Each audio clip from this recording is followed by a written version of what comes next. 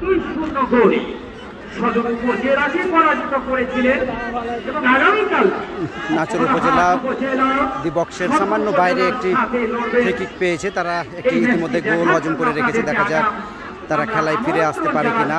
অতিরিক্ত সময়ের খেলা চলছে। আজকের ম্যাচে দর্শক আগামীকালকে অতিথি হিসেবে উপস্থিত রয়েছেন জেলা প্রশাসক গোল্ড কাপ ফুটবল টুর্নামেন্ট 2025 পরিচালনা উপকমিটির সম্মানিত আহ্বায়ক জনাব মোহাম্মদ নাকিব হাসান তরফদার, অতিরিক্ত জেলা প্রশাসক সার্বিক চাঁপাইনবাবগঞ্জ। যাই হোক, নাচল উপজেলা ডি বক্সের কিছুটা বাইরে থেকে, কিছুটা ডেঞ্জার জোন থেকে ফ্রি কিক লাভ করেছেন নাচল উপজেলা। দেখা যাক এই সুযোগটিকে যারা গোলে পরিণত করতে পারেন কিনা।